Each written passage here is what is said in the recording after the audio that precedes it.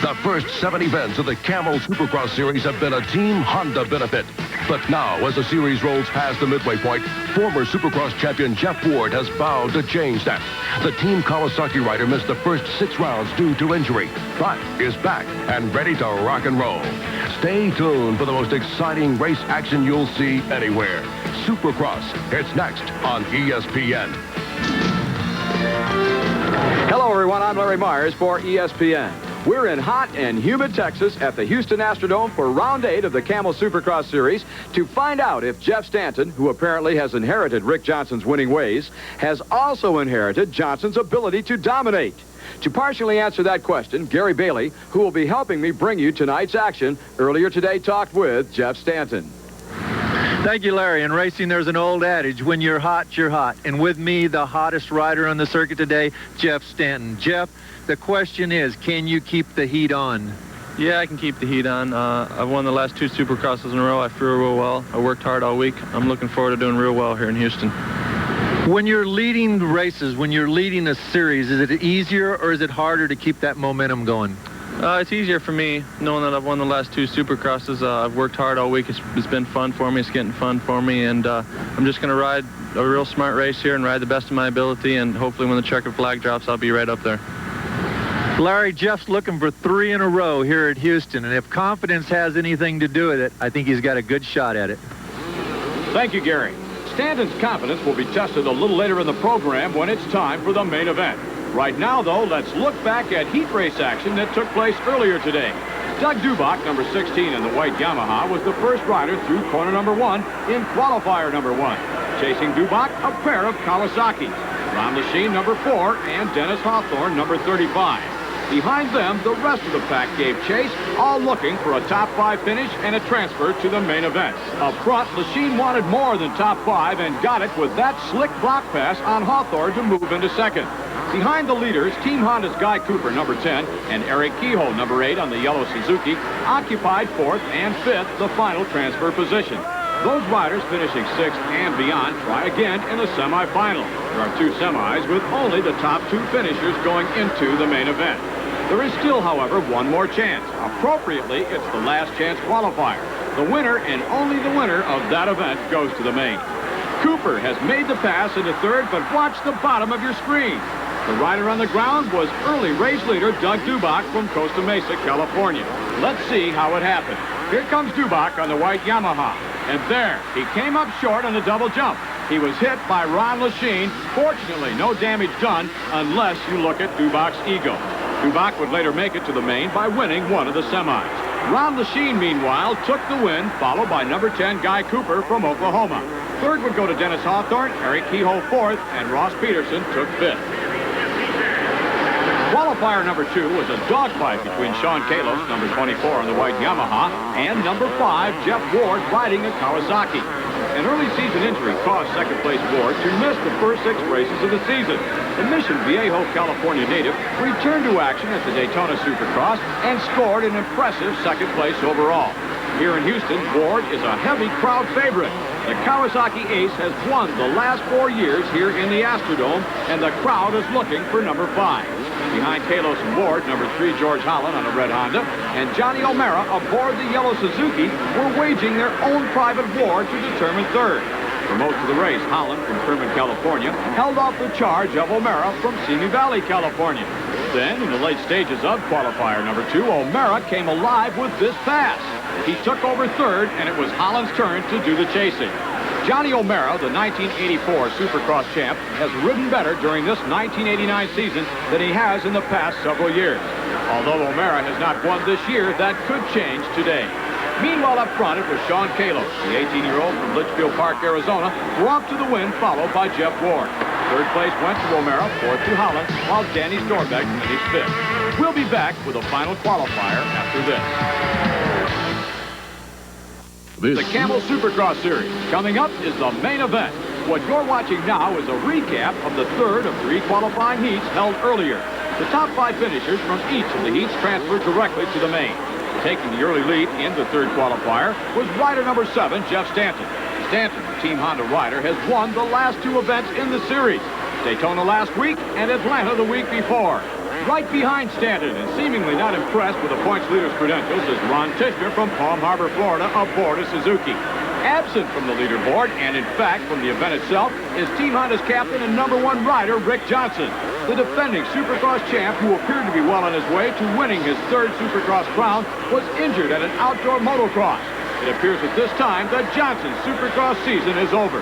The Team Honda gauntlet, though, was picked up by Stanton, and it fits him very well. As the heat race drew to a close, Stanton had opened a wide margin between himself and Tishner in 2nd, and Jean-Michel Bayle, number 111 from France, in 3rd. Then Tishner almost ended his day at the races. On the finish line jump, the Suzuki rider landed on top of the hay bales instead of between them. Tishner sorted things out and went on to claim the final transfer position. Meanwhile, up front, Stanton was on cruise control. The Atlanta win, followed by another at Daytona, has given the Michigan rider a tremendous amount of confidence. Jeff Stanton goes on to win qualifier number 3, followed by Jean-Michel Bayle. Fred Andrews from Salem, Ohio finished 3rd, Mike Pescarella 4th, and Ron Tishner 5th. And with that, qualifying for the main event is over. Now, the riders for the 250 main will be coming to the line very shortly. But before they get there, let's look back on another race held earlier today. This is the 125 class. It's the first meeting of the season between the Eastern region and Western region. That's rider number 19, Mike LaRocco, out of LaPorte, Indiana. He'll be aboard a Yamaha. Mike Kidrowski, rider number 762, is a Team Honda rider. Kidrowski is from California, but is riding for the East. Yamaha's Damon Bradshaw, number 45, is on top of the East Coast standings, while on the West Coast, the leader is Jeff Matasevich. He rides at Kawasaki. And there is Matasevich. Let's go to Gary Bailey for a report on the 125 action. Everyone knows that getting out of the starting gate is the key for a good finish. Unfortunately, there's a lot of brain fade going into turn 1. The 125 main was the case in point. The most notable victim of the first turn pileup was pre-race favorite Damon Bradshaw, number 45. Up front, the lead was being contested by number 762 Honda-mounted Mike Kidrowski and number 19 Yamaha-mounted Mike LaRocco. The two Mikes would duel till the end of the main event, providing the fans at the Astrodome with a classic confrontation. It was interesting to note the two distinct lines being taken by the two front runners. It didn't seem to affect either rider as both Kidrowski and LaRocco maintained a torrid pace. Unfortunately, so did the rest of the field. Right behind the two riders battling for the lead were number 26, Jeff Matasevich, and number 971, Larry Ward. These two riders are no strangers to each other and have crossed each other's paths many times in the Western Region 125cc Supercross competition. As the main event unfolded, the Matasevich-Ward battle turned from a battle for 3rd to a battle for the lead, as there was a 4-rider freight train tied together by a short string. Any mistake by any of the front 4 and the standings would have been affected in a major way. Late in the 15-lap affair, LaRocco and Kidrowski turned up the wick and left everyone else to battle for 3rd. The two Mikes were going to decide the main event outcome by themselves. Back in the pack, number 45, Damon Bradshaw, put on his own little show. After his opening lap mishap, the 16-year-old Tar Heel made a jump to light speed and carved his way through the pack in dramatic style. Although he had no chance of winning, the Yamaha rider just wanted to make his statement, which was, "I'm the fastest 125 out here tonight, and it was just circumstances out of my control that prevented me from shaking the champagne." As the race entered the final stages, the 4-way battle for the lead turned into a 3-way battle. Gone was Larry Ward via a crash route. LaRocco had opened up a comfortable margin on Kidrowski. Matasevich, meanwhile, got the bit between his teeth and was on Kidrowski's tail. Grand rivalry was alive and well, as it was Yamaha, Honda, and Kawasaki holding down the top 3 places. Time ran out for Matasevich as his bid fell short on the last lap. LaRocco, meanwhile, had a scary moment on the final go-round as he did his impression of Bronco Billy with his Yamaha casting the role of bucking Bronco. The LaPorte, Indiana native recovered and kept it up on 2 wheels long enough to earn the bragging rights as the first winner of the East versus West 125 Supercross campaign. Thank you, Gary. And as Mike LaRocco heads for the checkered flag, it's interesting to note that although LaRocco is from Indiana, he's riding in the Western Regional Championship. And second place, Mike Kidrowski, is from California and riding in the Eastern Regional Championship. The rest of the top 5 look like this. Matasevich was 3rd, Damon Bradshaw fourth, and Michael Craig fifth. The battle between regional series points leaders, Bradshaw and Matasevich, never materialized. Bradshaw crashed in the first corner, and Matasevich, riding with a sore shoulder, were never in contention. Next up, the main event. Stay with us for exciting Supercross action from the Astrodome. Home video. This 30-minute video features motocross crashes with a twist and a turn. Call it wild, call it crazy, call it crash and burn. To order by phone, call 1-800-554-9000 or send check or money order for $39.95 plus $4 shipping and handling to Crash Video, P.O. Box 501, South Laguna, California, 92677. All major credit cards accepted. Allow 3 to 4 weeks for delivery. Call 1-800-554-9000 now. He's a pretty tough competitor. Now see Robbie Knievel's spectacular attempt to conquer the Caesars Palace Fountains. Monday night on Round 8 of the Camel Supercross Series. If you've just joined us, we've been watching qualifying. Now, the qualifying rounds took place earlier this afternoon. It all leads to this, the main event. And the main event is about to get underway. That's Ron Lachine, rider number 4 from Team Kawasaki. He comes out of El Cajon, California. There's the series points leader and winner of the last 2 events in the series, Jeff Stanton from Sherwood, Michigan. He's rider number 7. Stanton, his mechanic beside him, buckling his helmet, ready to get down to business. The waiting is over. The nerves, the tension on the line have got to be at a fever pitch. There's the card from the starter going sideways. It's a signal for the rider that the gate is going to drop, and the main event is going to be underway, and there it goes. Round number 8 of the Camel Supercross is underway in the Houston Astrodome. A minor altercation in quarter number 1. None of the pre-race favorites involved.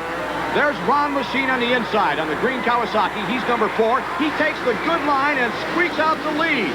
Right beside him, number 7 is Jeff Stanton. Behind them, Johnny O'Mara working his way toward the front of the pack, and O'Mara currently running 4th. That's Dennis Hawthorne in that green Kawasaki in 3rd. Meanwhile, out in front, it's still Lachine, followed by Jeff Stanton, and there goes O'Mara to the inside. The Osho, the 1984 Supercross champion, has taken over the number 3 position. It's Lachine, Stanton, O'Mara. Those 3, they've been here before. They know what Supercross riding, Supercross action is all about.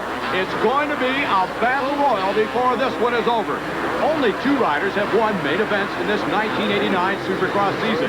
Rick Johnson took the opening 5 rounds of the series, but Johnson is no longer in contention.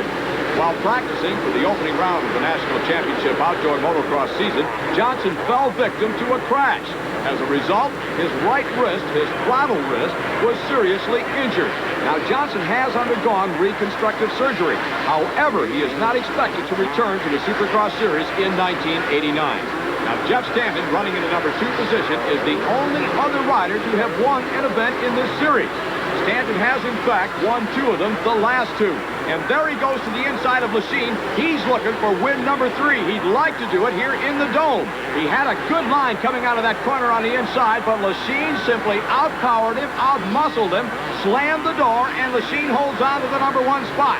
Right behind him in second is Stanton, and Stanton is not about to give up. And look at this, O'Mara is not going away. The Osho is holding down that number 3 spot, looking for a mistake from Stanton and Lachine, and there almost was a mistake. It could have been a serious one.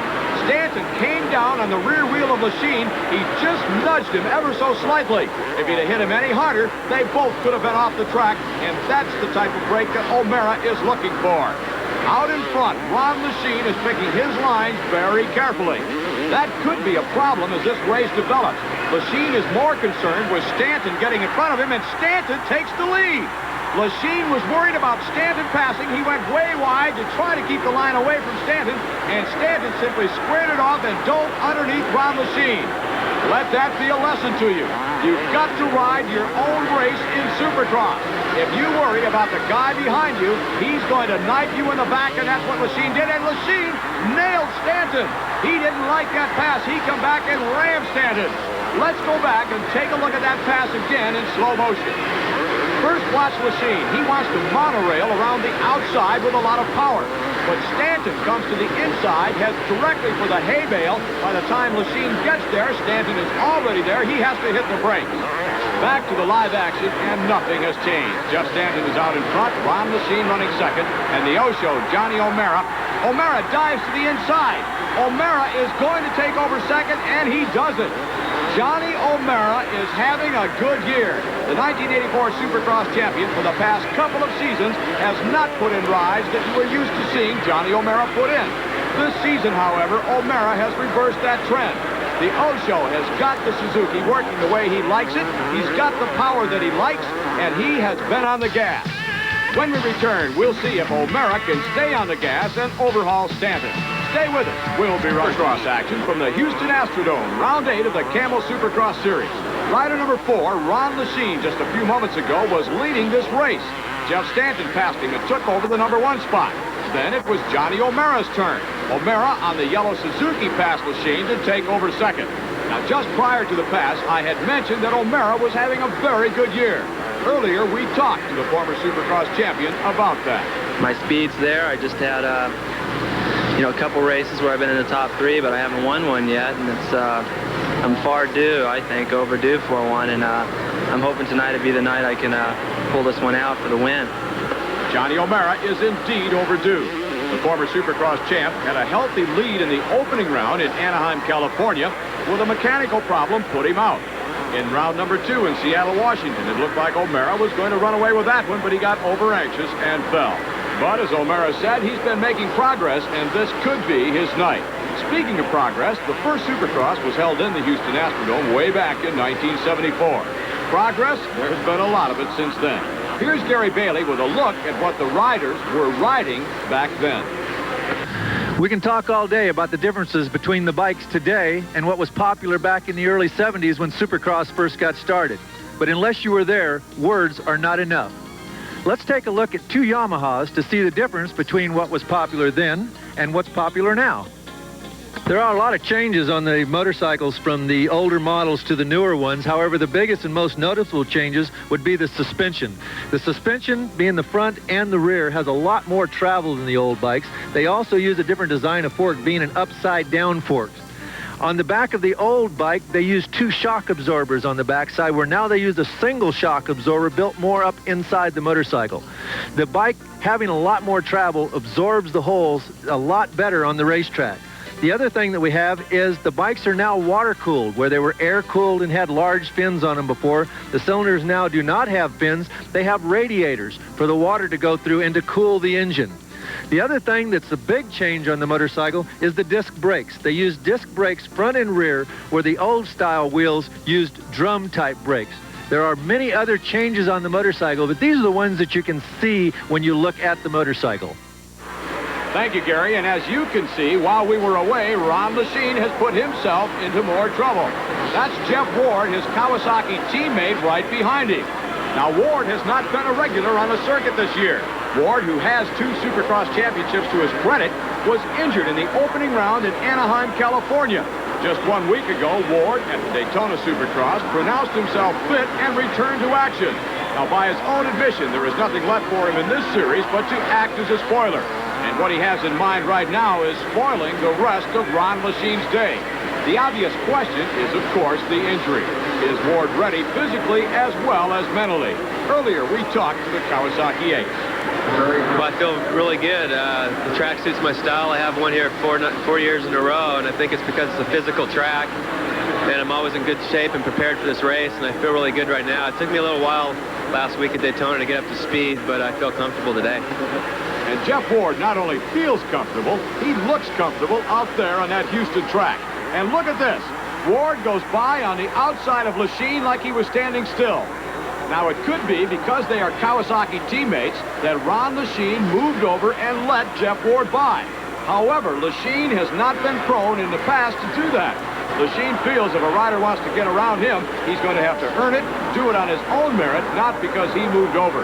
It was just 1 week ago in Daytona Beach at the Daytona Supercross when Lechien was forced to move over for eventual winner Jeff Stanton. Lechien led in the early part of the race. It looked like he was lengthening his lead. Then all of a sudden, Stanton moved to Lechien's rear wheel, made the pass, and was gone. Lechien, with mechanical problems, dropped further and further off the pace while Stanton went on to collect the win. And winning is what Stanton has in mind here in the Houston Astrodome. Now, the rider he just passed, number 12, is Larry Brooks from La Habra, California. Brooks is being lapped. Stanton had no trouble getting around him, and he'll be able to use Brooks now as a lever. He can gas it with no one in front of him and hope that Brooks will hold O'Mara up slightly, and that's what's happening. It's called making hay while the sun shines, and Stanton learned his lesson well on his father's farm. We'll be back with the conclusion of this Supercross right after this. Final lap of this Houston Astrodome Supercross, and there it is. The white flag signifies 1 lap remaining. Stanton only has to keep it upright, and win number 3 will be his. Now, earlier, we alluded to the fact that Rick Johnson and Jeff Stanton were very good friends. We told you that only 2 riders this season had won Supercross events. They are Stanton and Johnson. We wondered if Johnson had been a factor in Stanton's wins, so we asked him. He's been a big factor. He helped me out a lot at the beginning of the year. He trained with me, and I rode with him, got little tips from him, and it helped me out a lot. It built up my confidence working with him at the beginning of the year, and it's not good to see somebody go out and get injured, but that's racing. It happens, and as soon as he can get back, the better off everybody will be. We'll echo that, and while we have the chance, we'd like to thank SRO Pace, the promoters of the Houston Astrodome Supercross. Special thanks go out to the American Motorcyclists Association for their help in making this telecast possible. One more jump. There it is, and Jeff Stanton romps home the winner of round 8 of the Camel Supercross Series. For Stanton, that's 3 in a row. Finishing second, number 20, Johnny O'Mara on the Suzuki. Third place goes out to Jeff Ward on the Kawasaki. Ron Lachine aboard a Kawasaki. The early race leader was 4th, and Ronnie Tishner on a Suzuki finishes 5th. 6th through 10th go out to George Holland, Guy Cooper, Ross Peterson, Sean Kalos, and rounding out the top 10, Keith Bowen. Here's Gary Bailey with a word from Jeff Stanton. Jeff Stanton, winner of the 250 main event tonight. We said when you're hot, and buddy, you're hot. I felt pretty good. Ronnie put up a good race, but I knew I had to pass him. I knew he was going to slam me really hard when I went by him, and he did. And I was ready for it, and I went on to win the race. What, did you have any problems at all? You sat back there and you waited, and when it was time, it looked like you just made your move. Yeah, I knew he'd get tired. Ronnie has a tendency to get tired. I just sit back and watched his lines, and I knew when it was time to make the move, and I did it. 3 in a row for Jeff Stanton here at Houston Astrodome. It is not surprising, after winning 3 events in a row, that Jeff Stanton is holding a commanding lead in the Camel Supercross Series point standing. What is surprising is that Rick Johnson, who has missed the last 2 events, is holding second. In third is Guy Cooper, Johnny O'Mara is 4th, and Ron Lachine is 5th. Behind me, the lights of the Houston Astrodome have dimmed on a very exciting night of racing that prompted a brand new question. Now, we used to ask, can anyone stop Rick Johnson? The question now is, can anyone stop Jeff Stanton? For the answer, stay tuned to ESPN. In upcoming weeks, we'll have more Supercross action. For Gary Bailey, I'm Larry Myers saying so long until next week when we'll see you in Tampa.